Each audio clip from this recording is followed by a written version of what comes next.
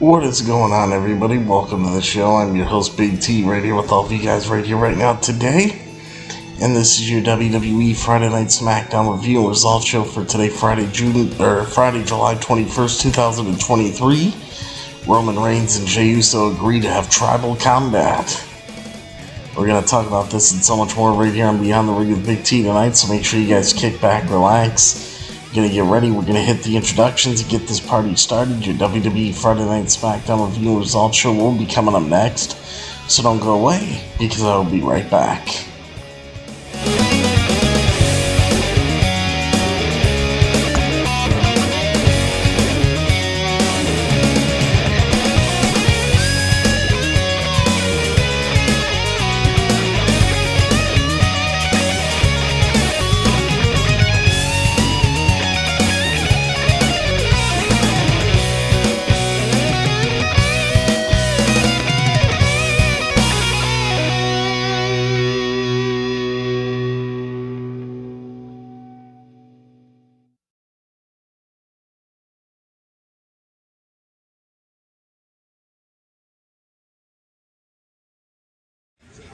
This is M-Dog20, Matt Cross. We're in Cleveland, Ohio, and you are checking out Beyond the Ring with my man, Big T. Thank you, man. Big T.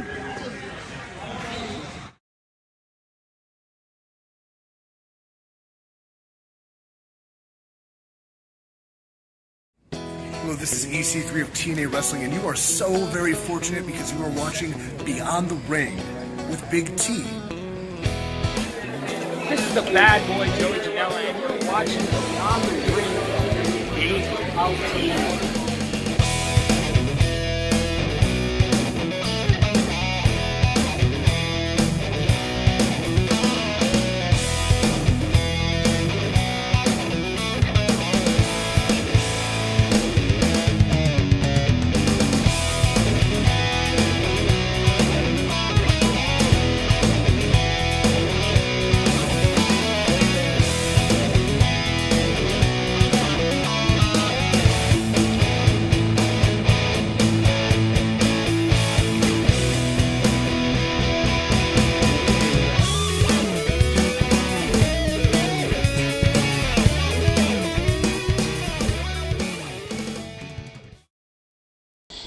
How's it going out there tonight, everybody?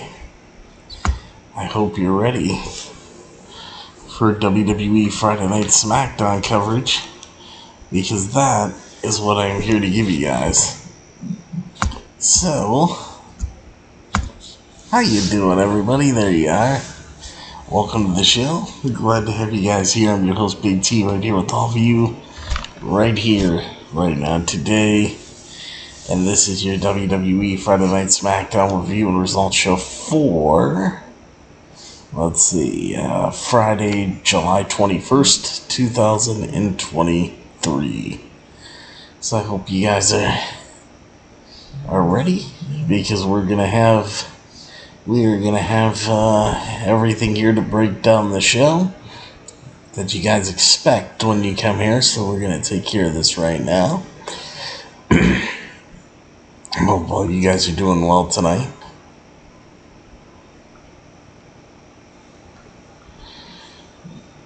Alrighty, so let's take a look here. First off, don't forget to check out my website, beyondtheringwithbigt.com.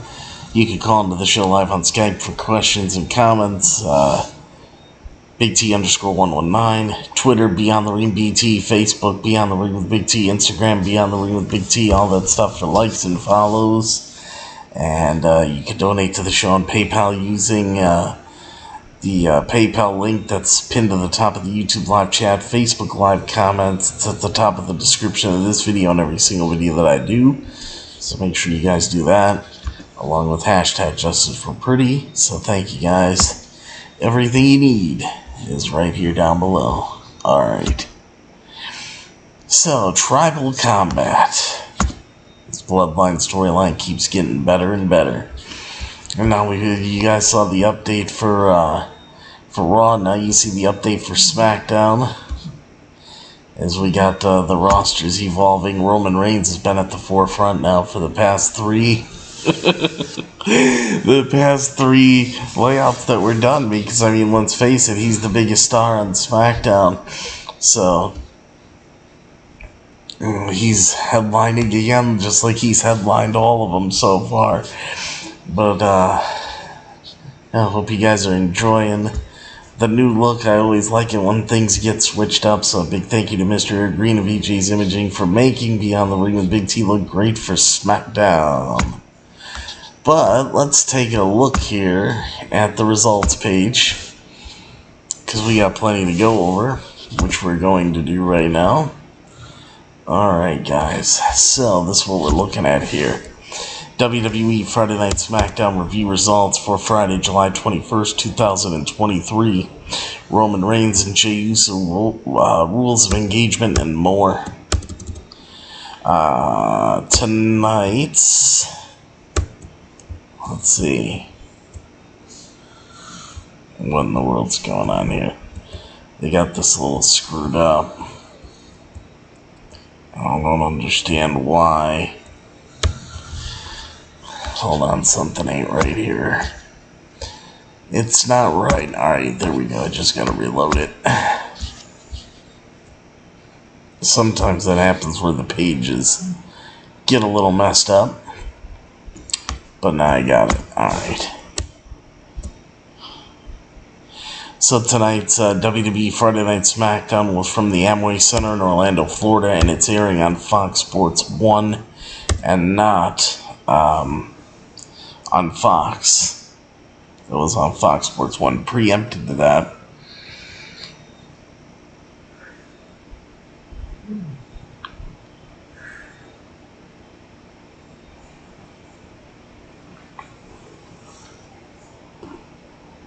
So, what was in store for the show?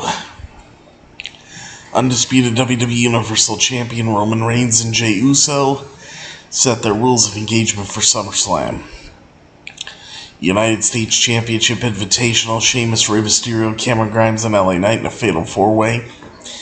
The winner of tonight's four-way goes on to face Santos Escobar to determine the new number one contender for Austin Theory's United States Championship. And meanwhile, it has also been confirmed that Asuka will defend her WWE Women's Championship against Bianca Belair and Charlotte Flair in a triple threat match at SummerSlam on August 5th. So that is another thing that has been confirmed. So, now that we got all this in a row here, let's get into the show itself. And I'll tell you what I thought of it. So, let's see, there we go. We got Sheamus, Rey Mysterio, Cameron Grimes, LA Knight, Fatal 4-Way match. Let's get into it. The show kicks off with a recap of the recent Bloodline drama. Then we send it to the ring for the second Fatal 4-Way United States title invitational match. NXT stars Wes Lee and Dragon Lee are watching from the front row, since SmackDown is emanating from the Amway Center in Orlando, Florida. Theory is also watching on from commentary. So, United States Championship Invitational Fatal 4-Way match, Sheamus, Rey Mysterio, Cameron Grimes, LA Knight.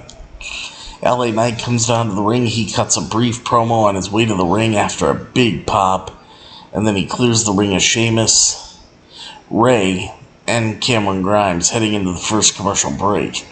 After the commercial break, Rey and Sheamus hit Grimes and Knight with simultaneous chest beats, respectively. Sheamus and Rey come face to face and initially shake hands before they break down. Sheamus cuts off the 619 attempt with an Irish Curse backbreaker. Grimes returns and delivers chest kicks to Rey and Sheamus. Sheamus takes Grimes down with an Irish Curse backbreaker before tossing Knight out for a moment. Knight tries dragging Sheamus out and then drops him on the apron, as Rey then throws Knight back in the ring, but Knight knocks Rey off the top rope. Knight grabs Rey as Sheamus hoists Grimes up, and they all fall with the Tower of Doom, featuring Grimes slamming LA Knight's suplex on Rey. After another commercial break, Grimes and Rey are in the ring.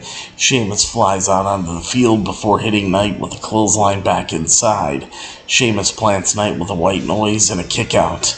Knight counters a bro kick with a slam, but Rey breaks the cover as Knight plants Sheamus again, but Rey still breaks it up. Grimes gets a near fall on Rey by turning him inside out. Grimes and Rey are up on top when Sheamus pulls Grimes off. Rey hits a double 619 on Sheamus and Grimes. Rey plants on Grimes for a cover, but Theory pulls Rey out and shoves him into the steel steps. Escobar runs down and takes Theory out into the crowd as Knight drops an elbow on Grimes, but then gets hit with a bro kick. Grimes hits cave-in on Sheamus, and Rey takes down Grimes to get the 1-2-3. To secure the 3 count and get the pin in the win, your winner is Rey Mysterio. Good match. It was a really good match. It was fun. You know, it was something that I thought was entertaining, you know, for the show. What you guys thought, I don't know, but I actually thought, I'm like, you know what, this isn't bad. This is actually something that was pretty decent, so I was happy with it, you know, while checking that out. So they did a good job there in that Fatal 4-Way. I don't agree with the winner. Nothing against Rey Mysterio. But I just think LA Knight should have won. LA Knight is, right now, if you're looking on SmackDown, and you're looking perhaps in the WWE, LA Knight is one of the very hottest commodities that WWE has right now, and the fact that they're not using him for a United States Championship, I mean, I don't quite get it, because that's a perfect starting point for LA Knight. I really believe Austin Theory has done all that Austin Theory can do for the United States title. He's not really doing anything with it presently, and does he really need it? No. They'd be better off taking the title off of him and putting it on somebody like LA Knight. That would have been better suited for the situation. WWE has missed the boat on that, in my opinion. So, I mean, having Rey Mysterio win, to me, is not the right way to go. And Santos, you know, the other guy to be in, it's going to be Santos and Rey now, I guess, to determine who's going to face Austin Theory.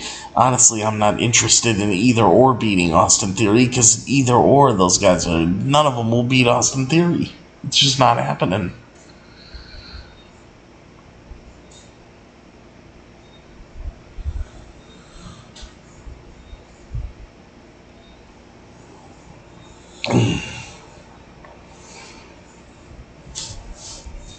right? So, that's my thoughts on that. Am I happy with who they had win the match? No. No. That should have been LA Knight's match to win. So they screwed up there.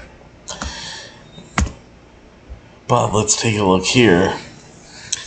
Next up in women's action, Charlotte Flair versus Skye. But first, the Cavender twins are in attendance tonight.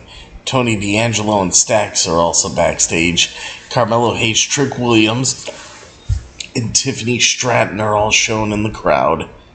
And Austin Theory finds Adam Pearce, and he wants to face Santos Escobar one-on-one in a match tonight. So, yeah, there you go. We see a recap of Cody Rhodes' Raw segment that ended with Brock Lesnar attacking him in front of his mother in Atlanta, Georgia, in his hometown. And now we got Charlotte Flair versus Skye. Bayley joins commentary for this match. Charlotte and they lock up.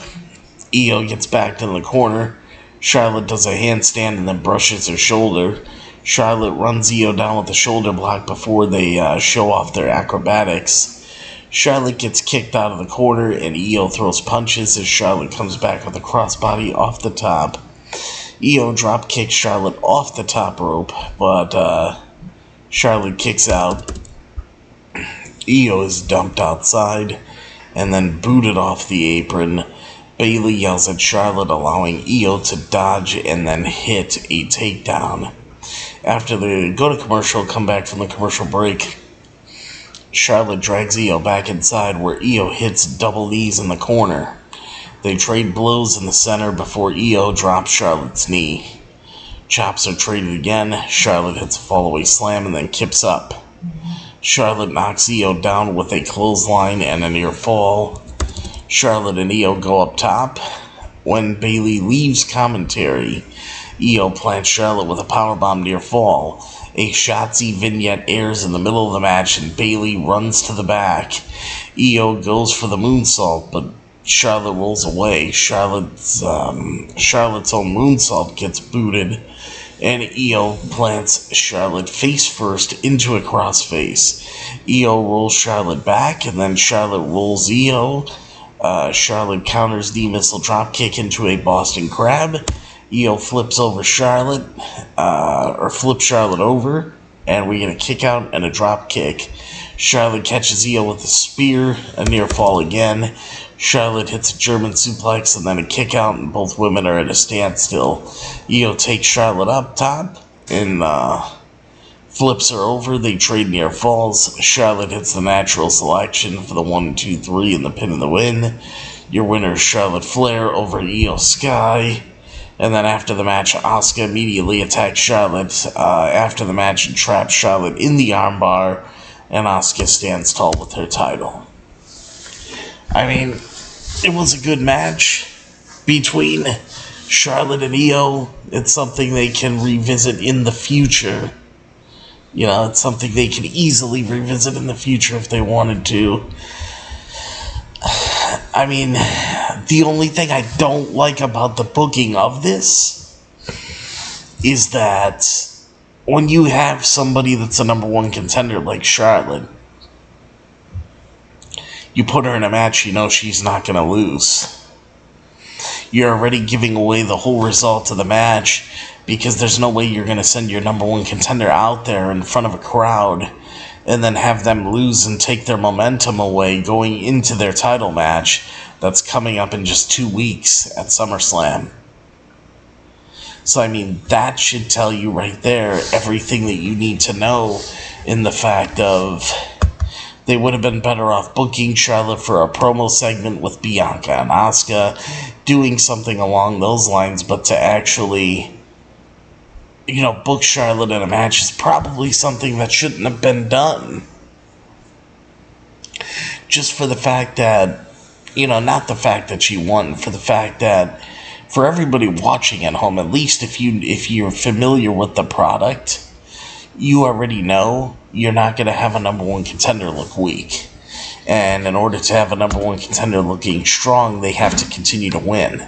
So when you know that's coming, you already know the results of the match, and probably a lot of people sitting at home watching this match knew that Charlotte Flair was going to win, per those circumstances. So, if I was WWE, I would try to figure out a way to not do as much predictable booking and try to make things a little more unpredictable, because when you go to the predictable booking like this, as soon as I saw these two ladies come down to the ring, I'm like, okay, this is going to be decent, but I even said in my mind, I'm like, I know who's winning this. There's no way Charlotte Flair's getting in that ring to lose, especially being a number one contender. And plus, Skye has nothing to do with the title chase right now.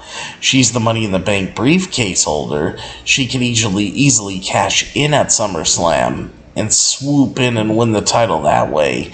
But she's not officially in the match, so Money in the Bank briefcase holder or not, she's taken that loss, because there's no way with Charlotte being a guaranteed number one contender that she's going there to lose. Simple case in point, WWE needs to do a better job with their booking when it comes to that. But good match. Anyway, Austin Theory versus Santos Escobar. Dominic Mysterio is interviewed by Kayla Braxton following his North American title win. Butch walks up and wants a title shot. Shawn Michaels walks up and makes it official. Now, this is what I don't understand. Do people remember when Solo Sikoa came up from the main roster? He came up from NXT to the main roster. That he, how do I put this? That Solo Sikoa was North American champion. They took the title away from Solo Sikoa. They took it away because they claimed Solo couldn't be on the main roster and defend an NXT championship. But isn't that what Dominic Mysterio is doing right now? He's on the main roster and he's defending an NXT championship. It makes no sense.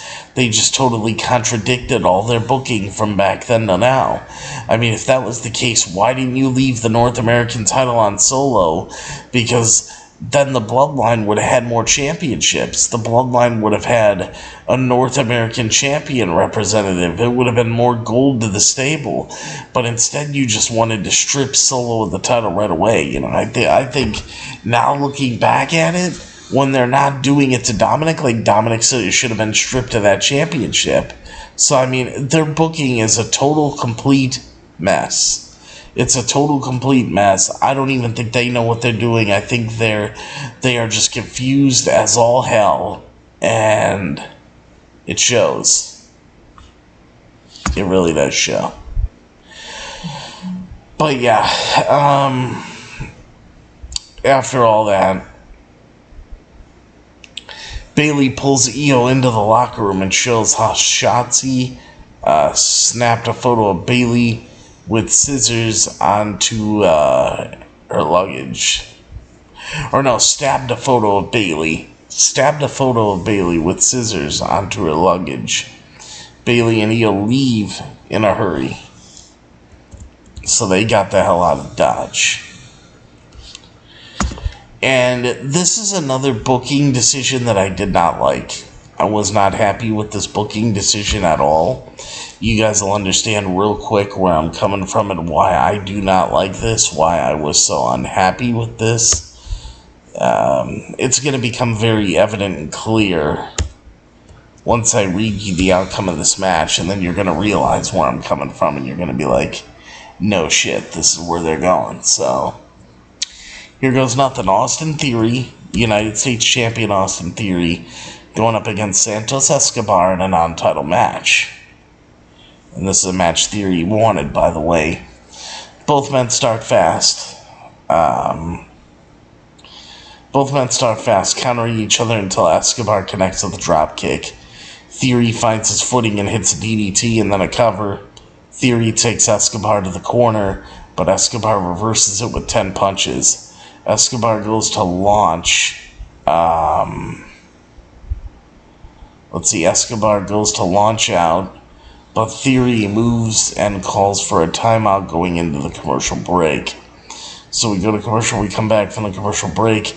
Escobar kicks Theory off the apron. Escobar dives out, sending Theory onto the announce desk. Back inside, Escobar continues taking Theory down with offense. Escobar lands a crossbody off the top. We get an near fall. Theory turns things around initially as they both go up top, but Escobar hits Theory with a Hurricane Rana and then hits the running knees in the other corner as Escobar lands a Phantom Driver for the 1-2-3 and the pin and the win. And your winner is Santos Escobar.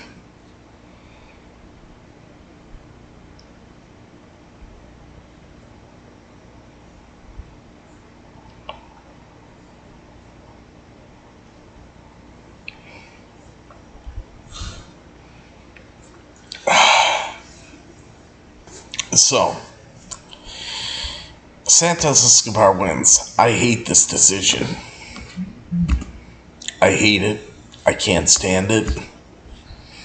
I think it's totally stupid. And I'm going to explain why. I'm going to hit you guys with 3 things where you're going to be like, holy shit. This is true. So, we're going to get into this right now.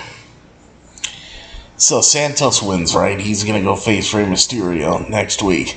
Well, Santos already beat the United States champion. Vince McMahon style booking. Whatever person beats a champion in a non-title match, they automatically get a title shot. So they can try to dress this up as a tournament all they want. They can dress it up as a wolf in sheep's clothing all they want. But by what they did right here, simple fact, Santos beat the champion in Austin Theory. Clean. So what this means is, in the so-called tournament finals, Escobar's going to beat Rey next week. Escobar's going to get the title shot against Theory, and then Theory's going to beat Escobar by cheating in some way at SummerSlam. And there you go. This will all be for nothing. So WWE gave away the end result for their tournament. WWE gave away the end results as how all this is going to go. So, great job, Vince. You did awesome. So, Escobar and Rey Mysterio number 1 contenders match next week. Bobby Lashley is backstage as Carmelo Hayes and Trick Williams walk up to chat. God, I hope it's a new Hurt Business. That'll be great stuff. Anyway, WWE NXT North American title match. Dominic Mysterio, the North American champion, defending his title against Butch. It is announced that Elton Prince separated his shoulder last week. He could be out for months. I reported on that last week, so that's not like it's anything we don't already know, because we do know it. But anyway, NXT North American title. North American champion Dominic Mysterio defending against Butch. Dominic takes it to Butch right out of the gate and then applies a headlock. Butch grounds Dominic and works the fingers before stomping on the left arm. Butch pulls the arm again, prompting Dom to put his feet on the bottom rope. Rhea hands Dom a chain while the referee isn't looking. Rhea distracts the ref, but Ridge Holland grabs the chain. Butch throws Dom up and over for a near fall. Go to commercial, come back for the commercial break. Dom applies a headlock while Elton Prince is wheeled down in a wheelchair to watch Holland. Butch kicks Dom to break free before Dom pulls him into the ropes as Dom goes for the 619, but gets dropped to the suplex. A near fall. Ridge Holland chases Pretty Deadly out of the arena as Rhea Ripley strikes Butch's leg on the ring apron, allowing Dominic to score the cover, the 1-2-3, and the pin and the win. And your winner and still the WWE NXT North American champion is Dominic Mysterio. Dominic and Rhea celebrate in the ring before leaving. And who cares? Next week on SmackDown, Carl Anderson faces Karrion Kross. Well, gee, I wonder who's going to win that match next week. That's got to be a Vince McMahon booking special. If I ever heard of a Vince McMahon booking special. That's god-awful. Anyway, guys, this is what we came here for. This is what we really wanted to know, and this was awesome. So we have something that, it had me interested.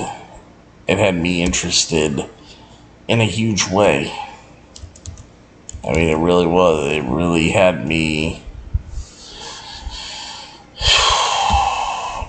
You know, it just really had me on the edge of my seat.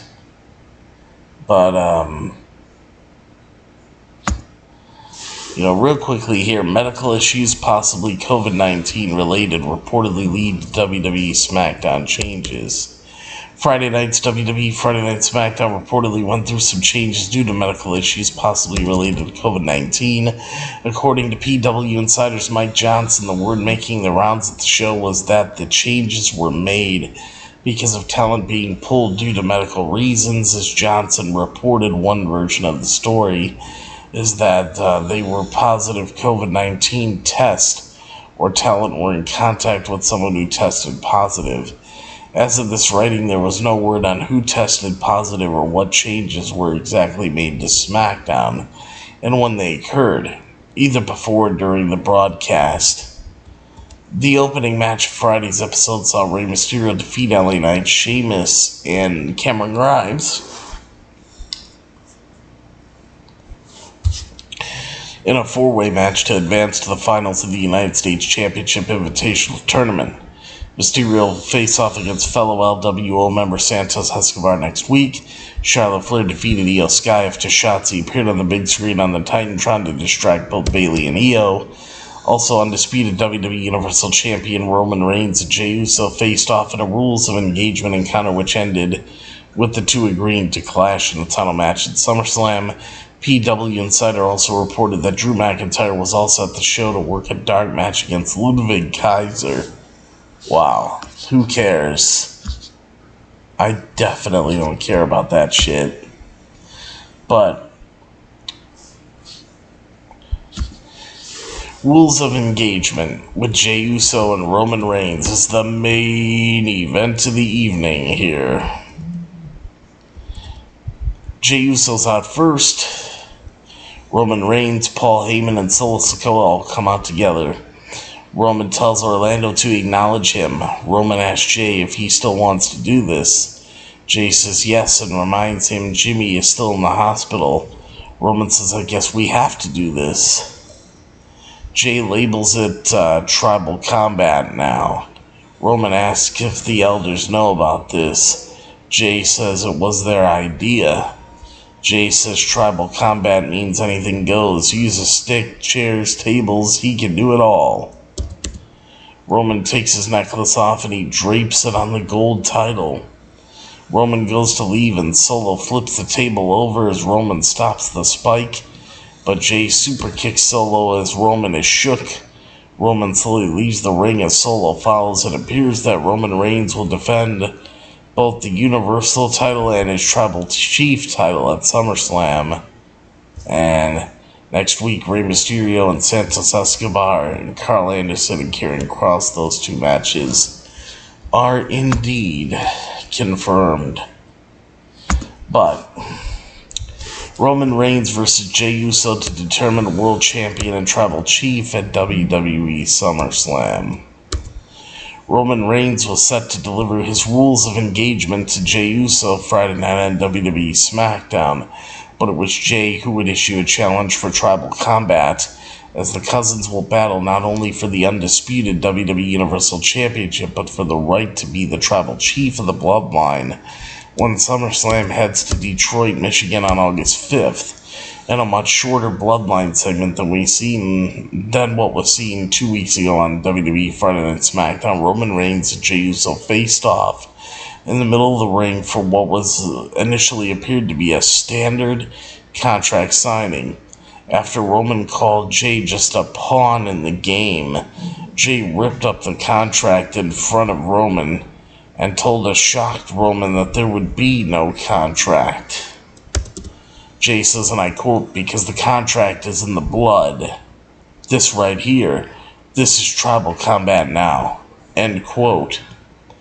Jey told Roman, he then explained that tribal combat means that anything goes, saying he could use a kendo stick or a steel chair on Roman or put him through a number of tables. Jey also said that the elders of the bloodline knew about his challenge and that it was, in fact, their idea. Roman Reigns and Jey Uso shook hands in the middle of the ring after Roman draped his lei over his title. No one, or not one to leave the ring without a fight, Solo Sikoa, who accompanied Roman Reigns to the ring alongside with Paul Heyman, went to hit his own brother Jey Uso with the Samoan spike, but Roman prevented it, allowing Jey to hit Solo with a super kick as Roman just looked on. And that's how WWE Friday Night SmackDown went off the air. So, yep, that's what we had, guys. And before I give a rating and anything, we're gonna end it with this. WWE Friday Night SmackDown for July 21st, 2023. 3 things we hated and 3 things we loved. So, this is from a Wrestling Inc.'s point of view of SmackDown, providing all of the Blue Brand analysis. If you're looking for more objective SmackDown results, blah, blah, blah, let's see how we feel about them. There would be plenty of feels to be felt in this episode, probably from the Roman Reigns Jey Uso Rules of Engagement segment alone. So, beyond that though, there was a ton of great wrestling on this episode, including one of the longer non-title women's matches we'd seen in WWE in quite some time. We also learned who would take on Santos Escobar in the finals of the United States Championship Invitational, got another brief glimpse of Bobby Lashley, and booed lustily for Dominic Mysterio's first NXT North American title defense. How did this all go over? How are 3 things we hated and 3 things we loved? Or here are 3 things we hated and 3 things we loved about the July 21st, 2023 episode of WWE Friday Night SmackDown. So, what they loved about it. Number 1, it is the LWO's game. Yeah. It is kind of amazing to see how WWE has chosen to respond to the rise of LA Knight, and more specifically, the conversation about LA Knight online, which has been dominated as of late by the question of whether or not he's ripping off Stone Cold Steve Austin and The Rock. So naturally, not only did he go for a stunner during Friday night's Fatal 4-Way match to advance in the United States Championship #1 Contenders Tournament, he actually hit his own version of the People's Elbow. Glorious. We hope next week he comes out with a can of beer and threatens to shove it up someone's candy ass. What he didn't do in that match, of course, is win, which was a bit surprising. We figured LA Knight was, at the very least, a shoo-in to make it to the finals, and probably to win the United States title. Austin Theory's reign is very much out of steam, and giving LA Knight a mid-card championship seemed like the perfect move given his current popularity. Instead, in a move that is far more predictable in hindsight, WWE put the story they are choosing to tell ahead of social media's preferences.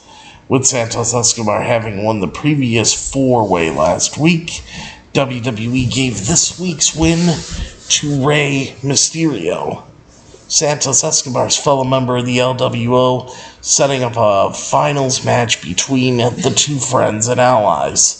We would assume the idea here is to have Escobar go over Mysterio next week in a passing of the torch moment, and then go on to hopefully dethrone Austin Theory, but I doubt that's going to happen. Now, if WWE wanted to push Escobar, could they have theoretically had Escobar defeat LA Knight in the finals instead of having LA Knight go out earlier? Sure, but would that have accomplished the self-styled yeah movement? Would have been just as upset with a LA Knight loss next week, as they were this week. And in the meantime, Escobar versus LA Knight is just a match for the sake of a match.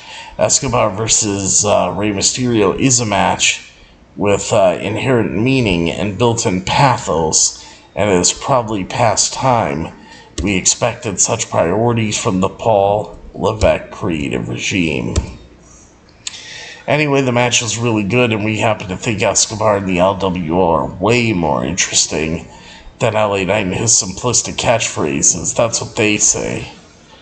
I don't think so. I strongly disagree with what they said there, but so it says, but we're happy with this, so we're happy with the result. Viva Lucha Underground. Honestly, I don't care. So now, let's see, going forward here. One thing they hated, pretty schmozzy. Escobar ended up getting a victory in a non-title match against Austin Theory later in the show, further setting up the idea that Escobar might be the one to take Theory's title, and it was a pretty great performance, capped by an insane super hurricane rana from Escobar. In fact, most of the wrestling matches on this week's SmackDown were pretty great, with the exception, unfortunately, was the NXT North American title match between Dominic Mysterio and Butch. There was way too much going on with Rhea Ripley interfering to Ridge Holland coming out, leading to Pretty Deadly coming out, leading to Rhea Ripley interfering again. What's worse was the roll-up finish was very evidently botched. It made Butch look pretty weak for not kicking out after the amount of time Dom took to legally cover him. Moreover, it's absolutely maddening to us that Pretty Deadly are still out here interfering in Brawling Brutes matches. There was legitimately a funny gag with Elton Prince, who has a shoulder injury, being rolled on in a wheelchair, named Prince William. I guess that's what they're calling him, but eventually giving up and running away.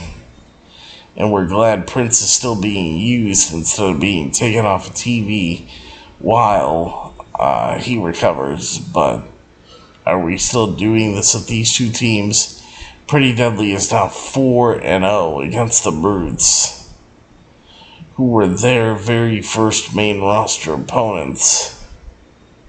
One of those matches was a 6-man tag team match involving Theory that was back on June 2nd, yet Theory has moved on and Pretty Deadly is still annoying the Brutes. Is that relationship ever going to be explained?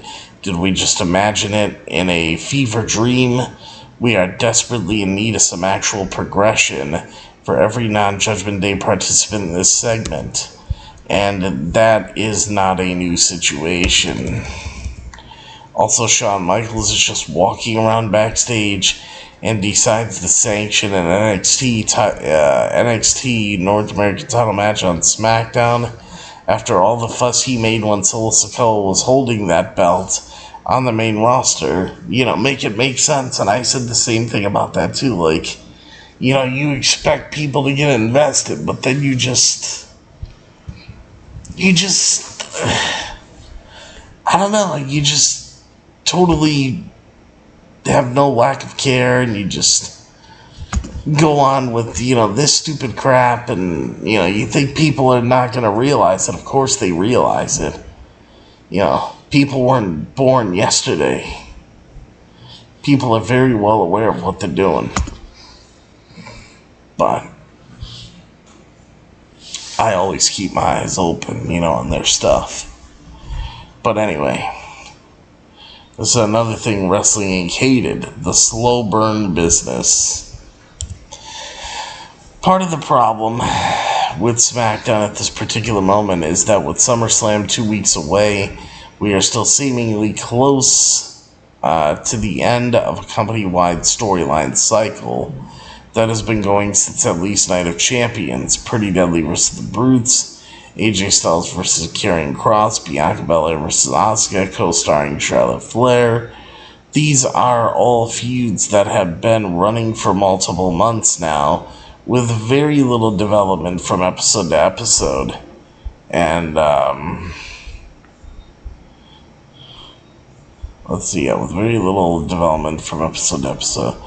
The whole long-term storytelling works great when there's always a compelling hook for next week, as in the case of the Bloodline, but when the Bloodline is sucking up the majority of the show's, the show's time, A, the show's time, and B, the show's creativity, you don't have the resources for literally everything on your show to be a 2+ month feud and remain compelling.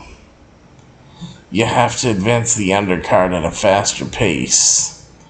And when you don't do that, and we're right at the end of a long, slow cycle, fans start to get impatient. So, for example, we love the idea in theory of Bobby Lashley starting a new Hurt business, if that's what he's doing, involving the Street Profits and Carmelo Hayes and Trick Williams. That sounds like it could be really fun. Even if part of us wishes they would just bring Shelton Benjamin and Cedric Alexander back to TV, and wonders what the hell's happened to Omos too. They took him off TV, but anyway. But it's hard to get excited about it with the story advancing at a snail's pace, with mere snippets of backstage film, hinting about who Bobby Lashley is recruiting. We are guessing that they are just waiting to debut any big new acts until after SummerSlam. And that makes sense because it doesn't make it better. Lashley hasn't wrestled on TV since May 12th of this year, 2023. It would be really nice to have Bobby Lashley back. Finally. Oh, and speaking of people, it would have been nice to have around this week. Let's see, it would have been nice to have around this week put Bianca Belair in Bobby Lashley's faction. It's cowards. I mean, Bianca would make a pretty good stand on that faction, too, especially if her husband Montez Ford is in it. I would say sure. Go ahead. Why not? And before we get into these next reasons of why SmackDown was loved and hated, don't forget, right after this, you'll have AEW Collision. I already have the second stream set up for that. Collision happened tonight. We had a big show on Collision. And is it possible that Billy Gunn, Daddy asked himself, Billy Gunn, is it possible that he's retired from professional wrestling? Or is this all a storyline? So make sure that you guys stay on the lookout for Collision. I'll tell you what, though, I'm dead serious. Collision is starting to turn into the must-see show of the week. I'm talking about for any company, even for AEW. Collision has been having the best matches, the best storylines. The show is solid from start to finish every single week it's been on. Collision is an amazing show. I hope they keep up this pace because it is really hot on Saturday nights. And it is a damn good show. Damn good. I would recommend that show to anybody that's into wrestling in any way, shape, or form. Just because that show, I mean, really, down to the theme song. Everything to that show has been perfect. It's really to the stage setup, to the theme song. A Saturday Night's Alright for Fighting by Elton John. I mean, the show is amazing. Collision is definitely amazing. They have really done a great job with it, and I hope that's going to be a Saturday night staple, now for wrestling, and where it'll be kept at such a high quality like this, because this truly does feel like with AEW, none of the, between Collision and Dynamite, neither one of those shows feels like a B show. Collision feels like an A show. Like, you got 1A, you got A and you got 1A. It's like they're tied, you know? Amazing, amazing show. But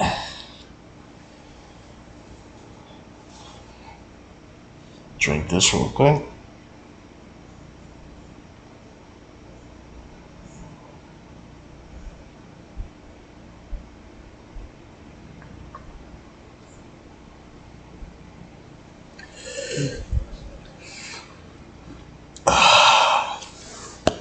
Alright, guys.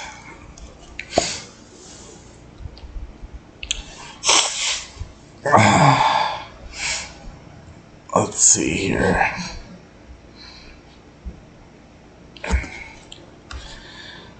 So, here's another thing that they loved. Letting the women's division cook.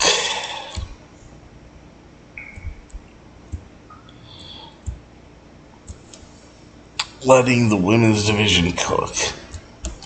Let's see what this is all about. We're actually wondering if Bianca Belair and possibly also the Street Profits was one of the people sidelined with an unknown but possibly COVID-related medical issue this week. Because WWE announced earlier today that the WWE Women's title match at SummerSlam would be revealed during SmackDown, and then ended up announcing Asuka versus Charlotte versus Bianca hours before SmackDown aired. And then the only part of the story that actually advanced was Asuka attacking Charlotte after her match with Skye, which feels, like it could easily have been a last-minute replacement for the original segment. From a narrative standpoint, the only thing that really happened narratively involved Bayley's ongoing feud with Shotzi and the still being hinted at signals of a future Damage Control split, which is fine, but we would be surprised at this point if Bayley versus Shotzi happened on SummerSlam, so it seemed like a weird thing to prioritize. Whatever happened, however, we can't argue with the end result. Charlotte versus Zeal was awesome, by far the best match of the night, and that is after the participants visibly struggled to stay on the same page early on. Whether it was because of the plans changing or not, they got some time to shine on this episode of SmackDown, and the match turned into everything you'd want out of a contest between two former NXT Women's Champions. Were somewhat dubious of the choice to put Charlotte over clean, but she has a big match coming up, and Skye still has the briefcase going for her, in addition to having put up one hell of a fight. We would have preferred to see Io win, they say here, but the loss wasn't enough to dull the excitement from having witnessed such an excellent in-ring contest. Now, another thing that they loved here. In the eternal it says, loved a mirror image. So let's see, in the eternal battle between the bloodline, drama, screen time, and wrestling matches scored a definitive victory this week, as there were 4 decently long matches taking up the bulk of the episode. While the bloodline got maybe the last 15 minutes, it was still the main event, though, and in terms of sheer quality of character performance, it continues to prove why it should be. Admittedly, it was pretty funny, and not really in a good way, for the much-hyped Rules of Engagement segment to be just a basic contract signing. When you think about it, Rules of Engagement is just a slightly more specific term for contract signing, but we had assumed there was a little more to it than that, and as it turned out, there was. We love so many things about this segment, from Jey tearing up the contract to Roman preventing the Samoan spike from Solo Sikoa, but more than anything, it reminded us of how long this story has been going and how deep its waters run. The segment was a mirror image of another scene between the two, one that played out in front of digital screens in the heart of the pandemic on October 30th, 2020. That night, 5 days after Jey had willingly lost his I Quit world title match to save his brother Jimmy from Roman, he was crying, telling Roman he hated him, Asking Roman how he could possibly do what he had done, Roman replied that he had to. That's what it takes to be champion, to be the face of the WWE. This time, weeks after Jimmy's hospitalization at Roman's hands, Jey is confident and composed. Now he's the one telling Roman that he has to fight him, that he has to beat him, because that is what he needs to be done here. In 2020, Roman told a rebellious Jey that he didn't understand, that the entirety of their family, including the elders, supported Roman as tribal chief. In 2023, Roman tells Jey he doesn't get it, reminding Jey that he's just a soldier and that signing a contract with an unworried laugh. But now Jey has a rebuck. This is Tribal Combat. A match approved by the elders, fight without rules, with both the world title and the title of tribal chief on the line. You can see Roman's face change in response because Jey must have some backing now. Jey must have some support within the family. For the first time in 3 years, the elders are not unanimously backing Roman's reign. And that is because Jey has changed. He's grown. He's different now. Roman realizes it all at once. He starts off the segment calling his cousin Kid and Little Jey, and he ends it by dumbfoundedly agreeing to the match, by clasping Jey's hand and pulling him close, and by stopping the attack from Solo. Jey isn't just another challenger anymore. He has the support of the tribe. He's an equal, and when Jey mercilessly superkicks Solo before Roman's eyes, it is a message. This is me now. I can beat you. It is good we can't believe there's still 2 more weeks until SummerSlam. We are ready now, damn it. But yeah, love that. And finally here it says, what they hated, Roman is going to beat Jey at SummerSlam, isn't he? In last week's column, we laid out a theory about how WWE could have Jey win this feud without giving him the championship, essentially suggesting that it be made very clear that he would and should have won, but having Jey make the choice to not become champion and walk Roman's path. And while we were doubtful that they would ultimately go there, some of last week's segment made us think they might actually be headed in that direction. Well, we certainly don't think that anymore, not with Jey wearing a shirt that says the real chief, and essentially telling Roman that he had a tribal responsibility to take the championship of the LA from him, and if the tribal combat is no rules, it is not like Jey could get himself disqualified or counted out or any of the traditional ways of choosing to lose a match. No, this segment made it pretty clear that our version of the story is off the table in favor of a match to clearly decide who is the head of it. And that presents a problem, namely, WWE absolutely has to give Jey Uso the World Championship now, or this entire story will have been a failure.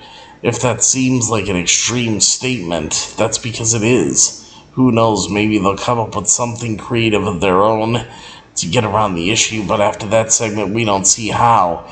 Either Jey beats Roman and takes the title, or Roman beats Jey and keeps it.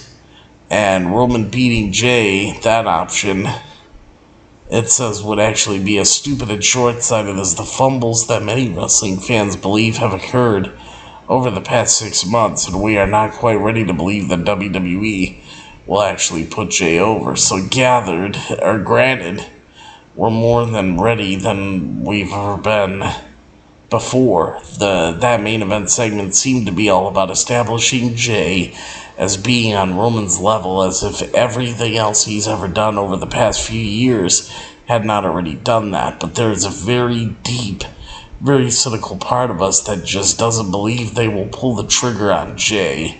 We have defended the decision when Roman beat Sammy, and we defended the decision when Roman beat Cody. We don't think we'll be able to defend it if he beats Jey Uso. That would be a true all-timer of a mistake, and now it's one or the other, joy or heartbreak, the best possible ending or the worst possible ending, no middle ground. And yet alongside that deep, cynical part of us thinks that Jey has no chance, there's another part, smaller but deeper and not cynical at all, that remembers months ago when Sammy told Jey, "I acknowledge you," and that part of us has hope. We just don't want to feel it get crushed. And that's that. And then WWE Friday Night SmackDown, everybody, tonight for Friday,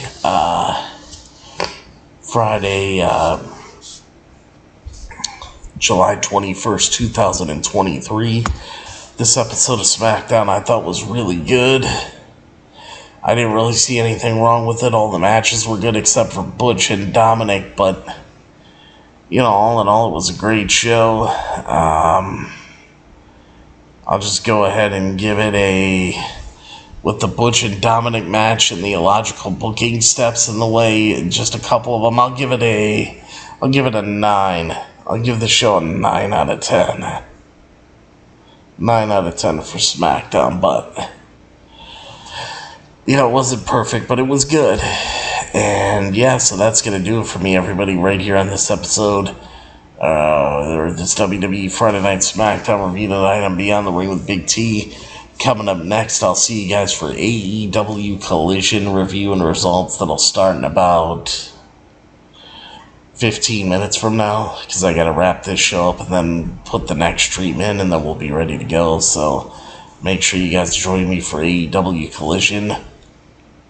I'll look forward to seeing you there. And yeah, guys, another good show is in the books. It is in the books, my friends. So I hope you guys enjoyed it. And I will see you guys next time. And yes, there will be a next time for me right here on Beyond the Ring with Big T. That'll be for your AEW Collision review and results show. That'll be coming your way next. So make sure you guys join me for that, because Collision, that'll be a damn good show. Got one more show to go tonight. Rampage, guys. I'll try to do Rampage maybe like, I don't know, Monday before Raw or Wednesday before Dynamite. I'll figure something out, because Rampage reviews are always pretty quick, so, you know, I'll figure that out. But yeah, I'm not going to do it tonight. I'm doing the bigger shows tonight, you know, so you guys have all the content you need right now. So I hope you guys will, you know, check it out, and look forward to seeing you here. But yeah, so that'll be the next time you'll see me for Collision. And don't forget us, and we won't forget you. And of course, if you want the best, and yes, I do mean the absolute best for all of your professional wrestling needs, right here on the internet, right here on YouTube.com today, always remember to think Beyond the Ring with Big T. And then, of course, everybody, you know, thank you very much for watching and listening to your WWE Friday Night SmackDown review and results show for today, Friday, July 21st, 2023. And then, yeah, you know, just thank you guys for tuning in. Thank you, WWE, for a good show. But you got to fix up your booking a little bit, you know, get a little bit better. And for a show on Fox Sports 1, this is pretty good. So, yeah, I'll give them that. But anyway, hope you guys enjoyed the show. And then I will see you guys for AEW Collision coming up next. So I hope you guys will tune in. And you'll be right there with me for that show, because I'm telling you, it's going to be fun. It's going to be really fun. So, anyway, guys, thank you very much for watching and listening to your WWE Friday Night SmackDown review results show for today, Friday, July 21st, 2023. And, of course, as always, everybody, always remember and never ever forget. Don't forget to donate to the show. Follow me on all social medias. Like, comment, subscribe on the video, all that good stuff. Make sure you do that. But always remember and never ever forget that I am your host, Big T, and I will see all of you at the matches, and I'll see all of you for AEW Collision Live coming up next. And take care, everybody. I love you all. And, of course, good night, everybody. Ha ha ha ha.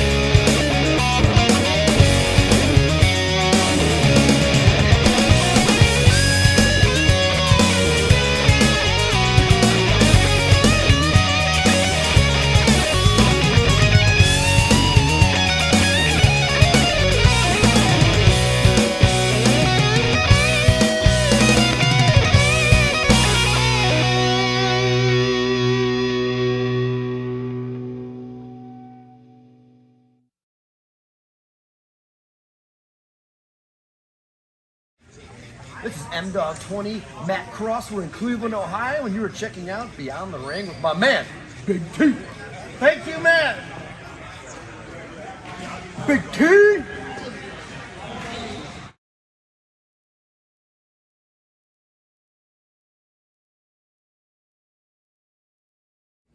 Hello, this is EC3 of TNA Wrestling, and you are so very fortunate because you are watching Beyond the Ring with Big T. This is the bad boy Joey Janela, and you're watching Beyond the Ring.